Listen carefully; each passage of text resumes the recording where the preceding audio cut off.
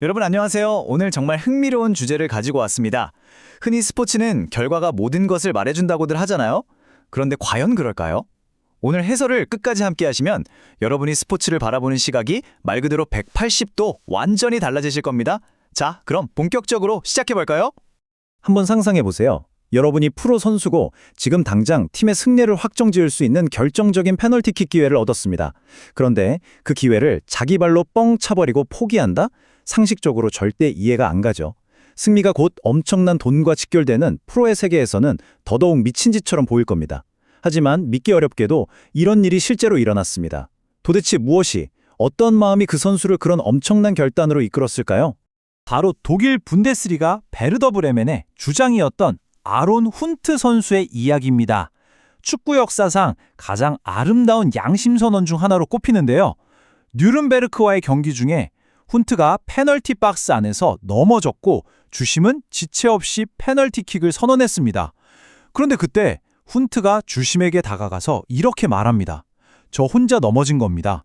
페널티킥 아니에요. 와, 대박이지 않나요? 결국 판정은 번복됐고 득점 기회는 허공으로 날아갔죠.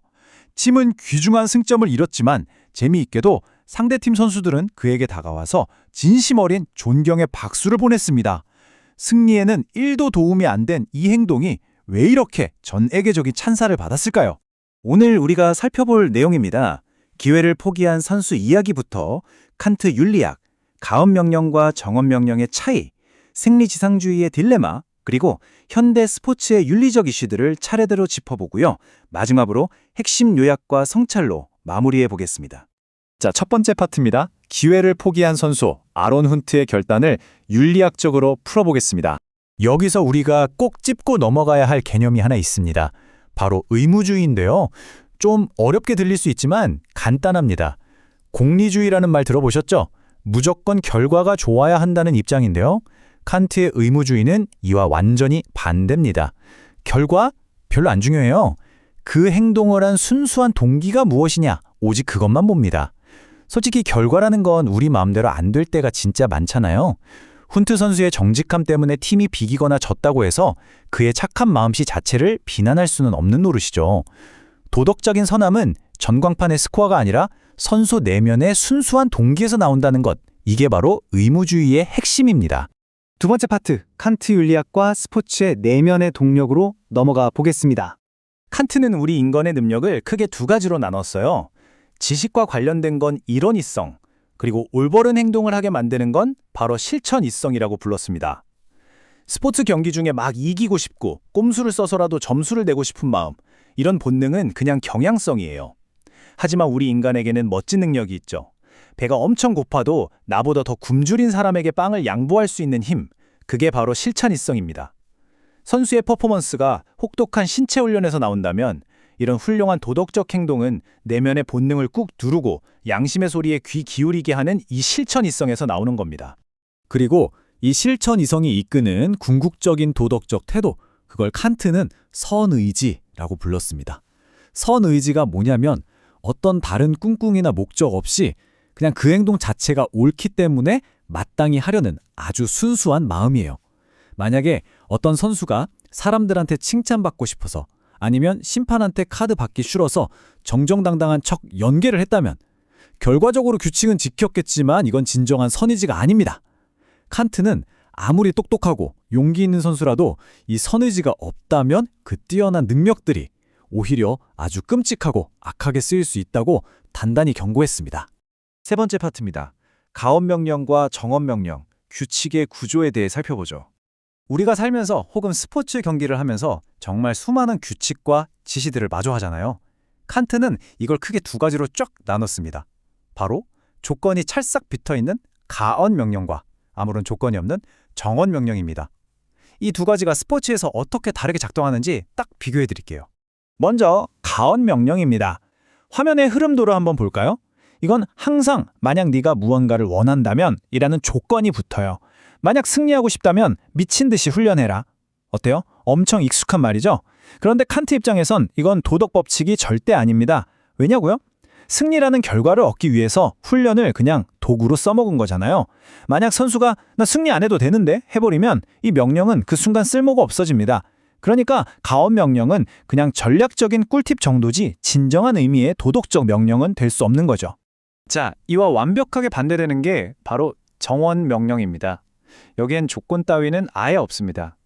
오직 보편적인 의무로서 언제나 페어플레이를 하라는 묵직한 당위성만 떡하니 버티고 있죠. 관중들에게 박수를 받기 위해서? 퇴장당하기 싫어서? 절대 아닙니다. 심지어 페어플레이를 하다가 경기에 져서 탈락한다고 해도 이 명령은 무조건 지켜야 하는 겁니다. 그 어떤 핑계나 타협도 안 통하는 거죠. 오직 이 정원 명령만이 진짜 배기 도덕 법칙이라고 할 수 있습니다. 표를 보시면 머릿속에 확 정리되실 겁니다. 가연 명령은 조건이 붙어있는 전략 지침이고요. 정원 명령은 무조건적인 진정한 도덕 법칙입니다. 페어플레이가 단순히 하면 좋은 권장사항이 아니라 인간이라면 마땅히 지켜야 할 엄중한 의무인 이유가 바로 여기 있는 거죠. 이 차이를 아는 게 스포츠 윤리를 이해하는 진짜 핵심입니다. 네 번째 파트, 승리 지상주의의 딜레마와 가치의 충돌입니다. 솔직히 요즘 스포츠를 망치고 있는 가장 큰 주범, 바로 승리 지상주의입니다. 무조건 이겨야 한다는 이 강박관념이 스포츠를 진짜 치열한 전쟁터로 만들어버렸어요. 정원 명령이 설 자리는 아예 없어지고 무슨 수를 써서라도 상대를 속여서라도 이겨라 라는 끔찍한 가업 명령만 판을 치게 되는 거죠. 이건 스포츠의 근본인 공정성 자체를 박살내고 서로 존중하는 스포츠의 진짜 가치를 완전히 짓밟는 겁니다. 이런 딜레마를 해결하려고 칸트가 엄청난 명언을 하나 남겼습니다. 인간을 결코 수단으로만 대하지 말고 항상 목적으로 대하라. 무슨 말이냐고요? 예를 들어 교묘하게 반칙을 해서 상대를 속이는 행동은 나와 똑같이 존엄한 사람을 단지 내 우승 트로피를 얻기 위한 발판이나 도구로 전락시키는 짓이라는 겁니다. 너도 나도 상대를 도구로만 생각한다면 스포츠는 그냥 서로 치고받는 난투극이랑 다를 게 없겠죠. 다섯 번째 파트, 현대 스포츠 윤리 이슈. 현실에서 부딪히는 딜레마들입니다. 그럼 현대 스포츠에서는 구체적으로 어떤 문제들이 있을까요? 대표적으로 세 가지를 꼽을 수 있는데요. 국가가 아예 대놓고 조직적으로 약물을 먹이는 도핑 사건. 이건 국가의 영광이라는 목표 때문에 공정성이라는 정원 명령을 산산조각 낸 최악의 케이스입니다. 그리고 경기 막판에 1점 차이 지키려고 일부러 아픈 척 시간 끄는 연기 같은 거요. 관행이라고들 넘어가지만 엄연히 관중과 상대를 기만하는 비도덕적인 행동이죠. 선수들은 진짜 매 순간 승리냐 양심이냐 사이에서 엄청난 스트레스를 받습니다. 여기서 정말 뜨거운 감자인 전술적 파울 얘기를 안 할 수가 없네요. 축구나 농구에서 상대가 완벽한 역습 찬스를 잡았을 때 수비수가 일부러 옷을 잡아 끌거나 반칙으로 흐름을 끊어버리는 거 자주 보시죠? 여러분은 이거 어떻게 생각하세요? 누구는 와, 팀을 구한 엄청난 희생정신이다, 영리한 플레이다 라고 칭찬합니다. 하지만 칸타라버지한테 물어보면 어떨까요? 역지사지로 너 공격할 때도 상대방이 매번 그렇게 파울로 끊기를 바라냐? 라고 물었을 때 네 라고 할 사람은 없겠죠. 결국 이런 파울이 난무하면 스포츠의 묘미는 다 사라질 겁니다. 그러니까 전술적 파울도 결국 정원 명령을 어기는 셈인 거죠. 드디어 마지막 여섯 번째 파트입니다. 성찰 및 핵심 요약 그리고 결론입니다. 넘어가기 전에 학습자 여러분께 꿀팁 하나 드릴게요. 오늘 본 이런 체계적인 프롬프트나 정리 자료들 매번 만들기 번거로우시죠? 그럴 땐 버나나 NL이라는 크롬 확장 프로그램을 꼭 한번 써보세요. AI 플랫폼에서 나만의 프롬프트를 싹 저장해두고 필요할 때마다 꺼내 쓸 수 있어서 복잡한 개념들 정리할 때 진짜 신세계입니다. 반복적인 작업 시간을 엄청나게 줄이실 수 있을 거예요. 자, 오늘 배운 내용 딱 4가지로 초간단 요약해드립니다. 첫째, 의무주의는 점수판 숫자가 아니라 선수의 진짜 속마음, 동기만 본다. 둘째, 우리 안의 실천 이성이 수단과 방법을 가리지 않고 이기려는 본능을 잠재워준다. 셋째, 페어플레이는 하면 좋은 것이 아니라 무조건 지켜야 하는 정원명령이다. 마지막 넷째, 상대 선수는 내가 밟고 올라설 도구가 아니라 존중받아야 할 목적 그 자체다. 이 4가지가 톱니바퀴처럼 맞물려서 진정한 스포츠 윤리를 완성하는 겁니다. 오늘 해설을 마치면서 여러분이 스스로 고민해볼 만한 묵직한 질문 3가지를 던져드릴게요. 첫째, 만약 여러분이 월드컵 결승전에 뛰고 있는데 훈트처럼 양심고백을 하면 우승컵을 놓친다고 쳐요. 그래도 기회를 포기하실 건가요? 둘째, 모든 프로 선수가 반칙 하나 없이 칸티의 도덕 법칙만 칼같이 지킨다면 과연 스포츠가 지금처럼 흥행할 수 있을까요? 셋째, 승리 한 번에 수백억이 오가는 지금의 치열한 상업 스포츠판에서 정원 명령을 지키라는 건 너무 배부른 소리, 현실성 없는 이상주의일까요? 정답은 없으니까요. 혼자서 혹은 동료들과 한번 치열하게 토론해 보시기를 권장합니다. 자, 이제 정말 마무리할 시간입니다. 오늘 우리는 땀내 나는 스포츠 무대 뒤에 숨겨진 진짜 멋진 철학적 질문들을 만나봤습니다. 이번 주말에 동네 공원에서 소박하게 파크골프 치시는 분들을 보시거나 아니면 화려한 월드컵 결승전을 보실 때 속으로 딱 한 번만 이 질문을 던져보세요. 저 사람들은 단순히 점수를 내려고 차를 휘두르는 걸까?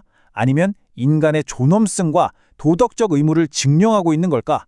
분명 이전과는 완전히 다른 훨씬 더 깊은 감동을 느끼실 수 있을 겁니다.